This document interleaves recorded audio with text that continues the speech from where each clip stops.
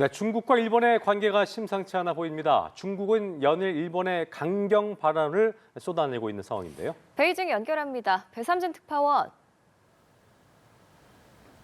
네, 베이징입니다.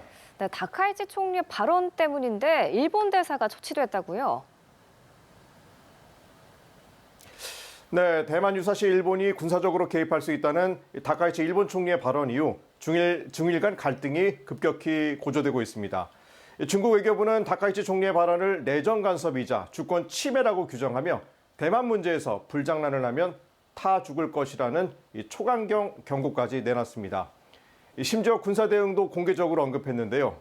수네이둥 부부장은 나가사키 겐지 주중 일본 대사를 초치해 엄중 항의했습니다. 中方必将迎头痛击。我们将坚决行使联合国宪章和国际法赋予的自卫权，坚定捍卫国家主权和领土完整。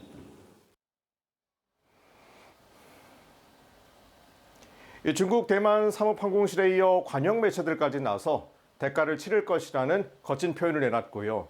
최근엔 주 오사카 중국 총영사가 더러운 목을 베어버리겠다는 극언을 내나 일본의 반발은 더욱 커졌습니다. 중국의 강한 경고에도 다카이치 총리는 발언을 철회할 뜻이 없음을 분명히 하면서 대만 유서시 자위대 개입 가능성을 재확인했습니다. 일본산 수산물이 2년 만에 중국에 수출이 재개되면서 양국 관계가 안정화될 것이란 기대감에 찬물을 끼얹는 모양새가 된 겁니다.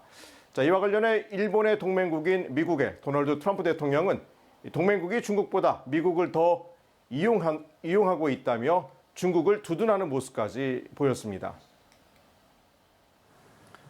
자, 미국과 중국이 상호 보복 관세 불과를 1년간 유예했는데 중국의 미국산 대두 구매가 약속만큼 시원치 않다는 반응이 있는데요. 무슨 일입니까? 네, 미중이 무역 긴장 완화에 나섰지만 중국의 미국산 대두 구매는 발표 이후 2주째 재개되지 않고 있습니다. 블룸버그는 중국이 수학기 이후 처음으로 미국산 대두 18만 톤을 사들였지만 이후 수입 재개로 이어지지 않고 있다고 밝혔는데요. 미국은 중국이 올해 1,200만 톤, 향후 3년간 매년 2,500만 톤을 구매하게 했다고 밝혔지만 실제 이행 여부는 불투명하다는 분석이 제기되고 있습니다. 자, 중국은 미국산 대두에 적용해온 10% 관세를 취소했지만 총 13%의 관세가 유지돼 가격 경쟁력이 떨어진다는 겁니다. 반면 브라질과 아르헨티나산 대두에는 3% 관세만 부과돼 중국의 수입선 다변화가 계속되는 것으로 분석됩니다. 중국의 히토류 수출 규제 역시 여전히 쟁점입니다. 중국의 군사용으로 활용될 수 있는 히토류와 자석 정련 기술에 대한 통제를 강화하며 수출 승인 절차를 까다롭게 하고 있는데요. 어제 상무부 브리핑에서도 관련 질문이 있었는데 들어보시죠.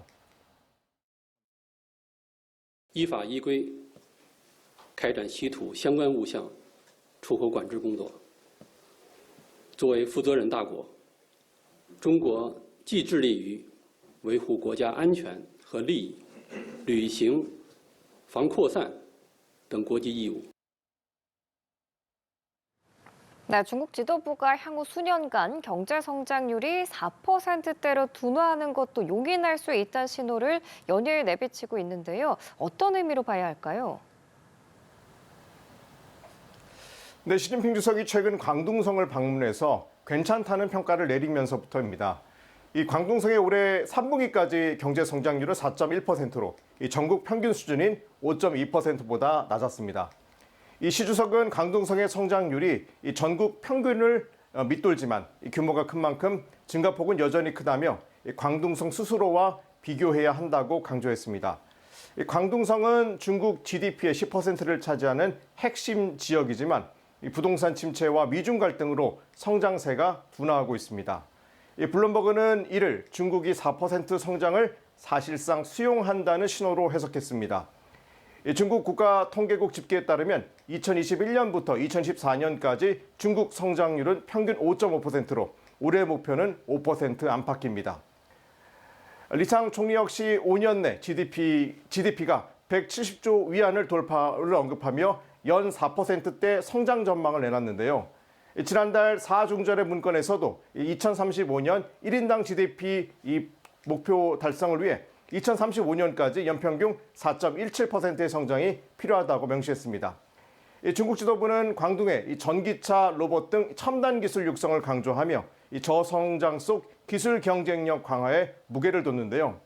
이는 경제 발전 속도보다 고품질 성장을 강조하고 있는 건데 광둥성의 성장 둔화가 현재 중국 경제의 축소판이라는 점에서 앞으로 중국의 선택에 관심이 모아집니다. 자, 중국의 자동차 회사가 장각의 천문산에서 비탈 계단을 오르는 이벤트를 열다가 사고를 냈다고 하는데 그 밖에 중국 소식들 정리해 볼까요? 네, 중국 체리 자동차가 신형 하이브리드 차로 장각의 천문산 이 999계단을 오르는 홍보 이벤트를 하다가 난간을 들이받는 훼손 논란이 일고 있습니다. 차량이 중간에 미끄러지면서 난간을 들이받는 영상이 퍼지자 체리 자동차는 안전 노프가 바퀴에 감겨 사고가 났다며 사과했는데요. 이 중국 매체들은 단순 마케팅 이벤트가 국가 자연 관광지를 훼손했다며 승인 절차와 보상, 복구 방안에 대한 철저한 조사와 책임 규명을 요구했습니다. 지난 11일 광시자치구 난닝의 지하철에서 한 남성이 변을 보는 현상이 SNS에 퍼지면서 논란이 되고 있습니다. 네티즌들은 화장실 안내 표지판이 채 2m도 떨어지지 않는 곳에서 변을 보고 청소하지 않고 떠났다며 비문명적 행위라고 비난했는데요. 관계 당국은 영상의 유출 경위에 대해 조사에 나서는 한편 공공위생 강화를 위해 순찰을 강화하겠다는 입장을 내놨습니다. 중국이 네이망구에서 세계 최대 규모인 5,000제곱미터의 풍력 포획 우산을 300m 상공에 띄우는 고공 풍력 발전 연 시험 비행에 성공했습니다. 이 케이블로 우산을 끌어 지상 발전기를 움직이는 이 우산 사다리식 방식으로 이 기존 풍력보다 토지, 강철 사용을 크게 줄이고 에너지 밀도는 훨씬 높은 이 차세대 신에너지 기술인데요. 중국은 이번 성과를 바탕으로 내년 말 실제 발전 시험 단계로 들어갈 계획입니다. 지금까지 베이징에서 차이나워치였습니다.